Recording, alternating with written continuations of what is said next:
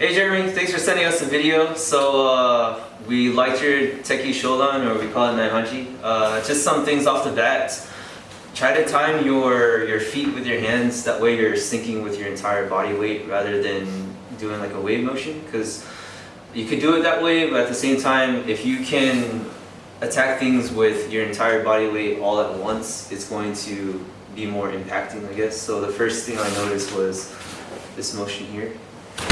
If you can, instead of doing this, I know it's very subtle, but if you can land at the same time, that's going to help add more explosion into your movements. Also, to help with the side-to-side hips, pivot towards the direction you're going to go. I know it looks kind of weird right now, but it's going to help drive, like you're throwing a punch, right? But you're doing the elbow. So it's going to help get that hip moving side to side more, and then you'll make it less obvious. So this is the same as this eventually.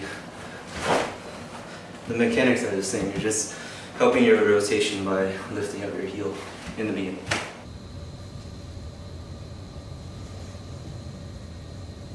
This motion here really caught our eye that we don't have in our kata, at least not as prominently. But if he grabs two hands, I can't just pull my leg down, right? So I need to figure out a way to put a brace on top so I can kick my leg back. So most people are going to just push the head away and kick the leg back, or if I can open up the grip so I can kick the leg back.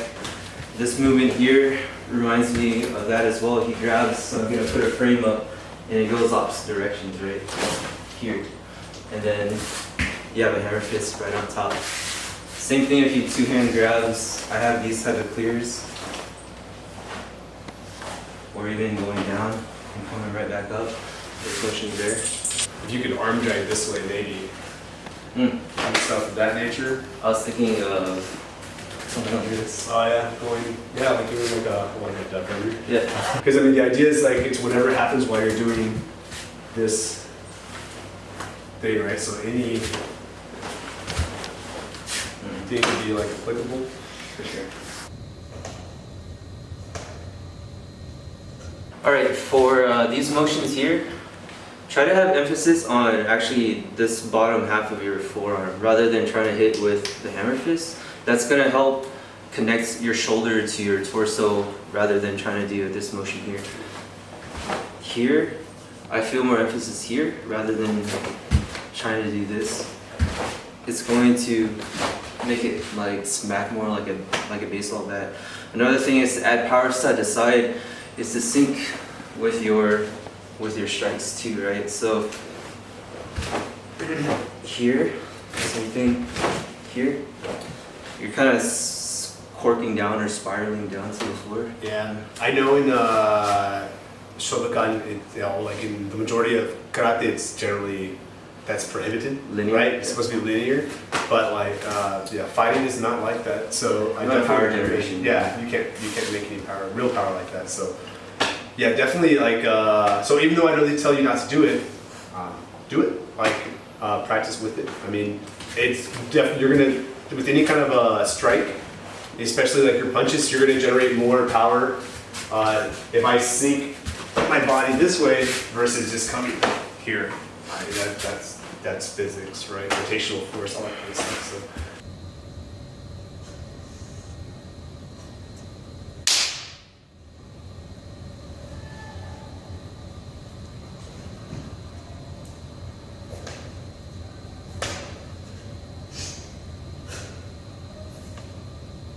So. And these type of pushes, try to come up, scoop up from the bottom.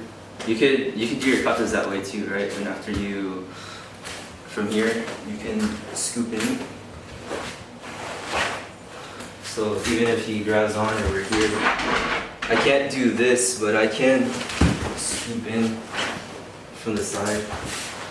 So there's a circular motion coming up from the bottom. Yeah, and if you think like of the katas is more like how we think is it more of like a kind of a grappling instance, like a very close quarter combat kind of a deal.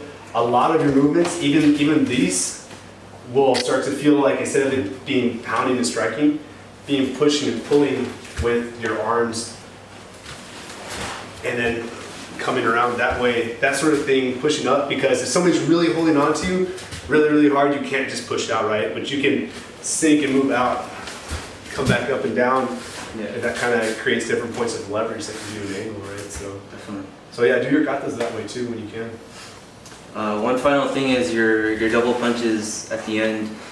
There's a little tendency to lift up to meet it at this spot here. Instead, just think of it as like corkscrewing along your floating rib or the front of your stomach and going straight across. Because instead of going here, where your arms are coming up at this angle, it should be kind of screwing straight to the side here.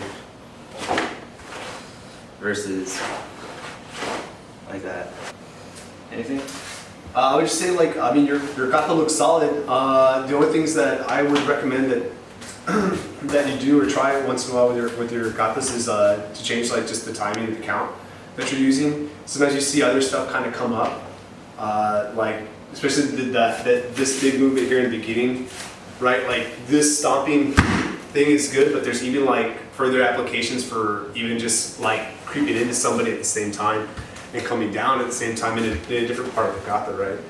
And even flowing from here, pulling and walking, doing it where it's like way more smooth, kind of brings other things out, like in the kata. So it's something to kind of play with, and that tends to bring out more, in my opinion, fighting actual use applications of the kata versus doing it like slow. I mean, the slow tempo stuff looks really good, and it's good for showing and demonstrating a lot of power and focused technique. But sometimes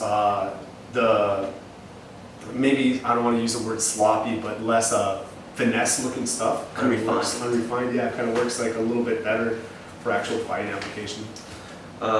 One thing that you've done before is like the rotating your hips for the pivoting.